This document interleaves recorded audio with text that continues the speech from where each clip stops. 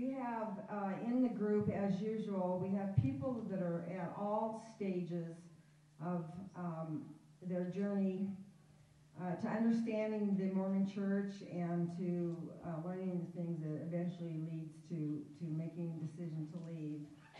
And we've found, of course, that there are people who leave for all kinds of reasons, and there are people who are here who are still attending church and still holding church jobs because of family reasons and all kinds of reasons. And it's interesting to me because I know that when you make the decision to leave the church, sometimes you just think, how could anybody keep staying once they know everything that I know?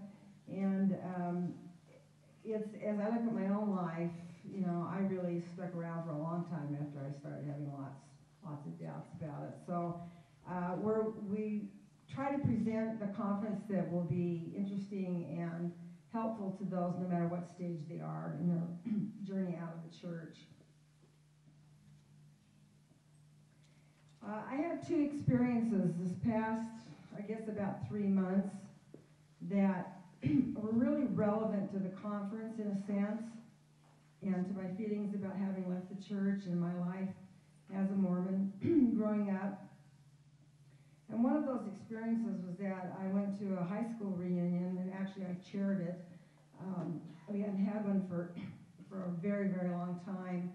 And so a couple of friends and I got together and decided to do it. And our high school has been, for the last few years, been having a picnic every year that is for all the classes. And it was, I hadn't known about it, and we got involved with that too. But one of the things that happened to me was made me really reflect on those years as a teenager and as a Mormon teenager.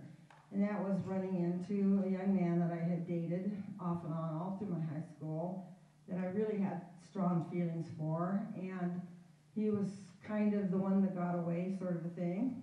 And seeing him was really great and was really kind of sad in a way. And because I reflected on the reasons why we just never could quite seem, you know, to make it work. And then I remembered the discussions that we had had many times about religion.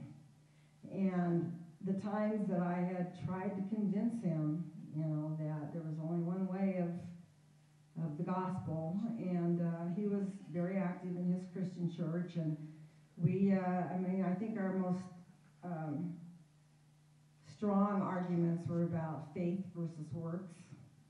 And as you can imagine, as a Mormon, I was pushing the works end of it, and he was pushing the faith end of it. And it made me really sad because I know in high school, everyone knew I was a Mormon, and I was a little overbearing sometimes in my missionary work. At the same time, I was, you know, very active in high school and did a lot of things. But I remember always feeling like I was on the outside. No matter how active I was a student officer and all that stuff, and yet I was always on the outside, a little bit in my feelings. And I think seeing this young man again made me go back and reflect all of that and understand, you know, even there, you know, I was robbed. I was robbed by being a Mormon because I couldn't quite feel like I belonged, you know. And I think that's one of the saddest things about being an active Mormon, and it separates you from the world community. It just really does. And the other thing that happened to me about 4 weeks ago is I was involved in a very, very horrific traffic accident. It was one car accident, my car, and I really shouldn't be here today. It was very miraculous that I wasn't hurt worse. I rolled my car and clear across 2 lanes of traffic over the median and almost into the other side of the freeway. And it was because somebody cut me off on the freeway, and I swerved and then swerved back and lost control. And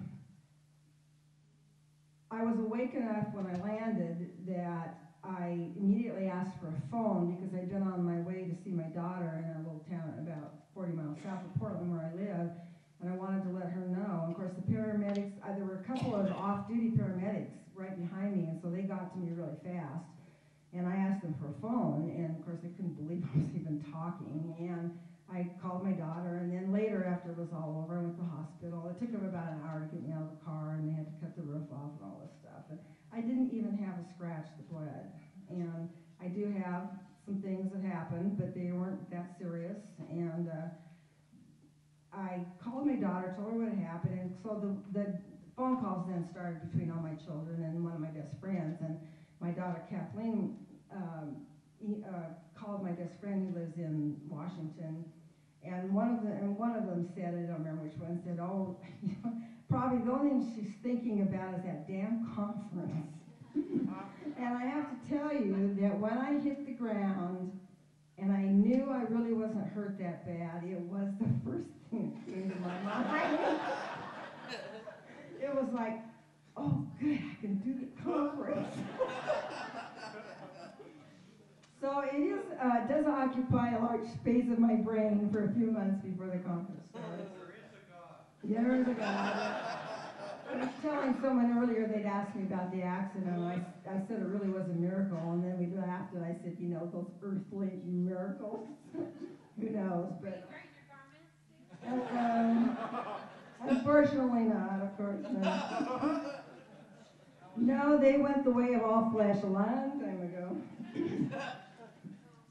But when you have an accident like that, of course, it always makes you think deeply about the things that are most important to you. And I have to admit that the work that the board does in the Exmormon community is really important to me, because I didn't leave for a long, long time. My children were all raised and all married before I left the church.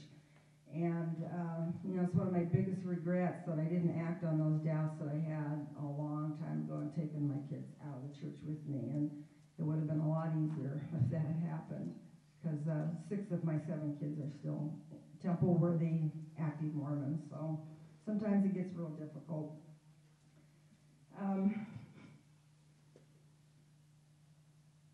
I think the thing that all of us deal with is that aspect of the lost years, sort of. It's like learning how you appreciate, the things you did learn and the experiences that you had. No one should go through life regretting, their past life, unless they did things that are so horrific that maybe they have a lot of repenting to do, in the sense of saying they're sorry to people. But I think learning to come to terms with the lost years is one of the hardest things that we do when we leave the church, because I've talked to a bazillion people who have said, if I hadn't been a Mormon, I would have. Especially, I think women do this, because there are so many opportunities that we just cut out of our lives because we were Mormon and had these things to do. So I'm hoping your weekend will be wonderful. We worked real hard to present a variety of things that will speak to all of you in one way or the other. I'm going to turn the time over now to Chad, our president. Well, we love Sue so much that we got her some flowers. Sorry, internet audience. Okay, so come on up here. Let me give you these flowers.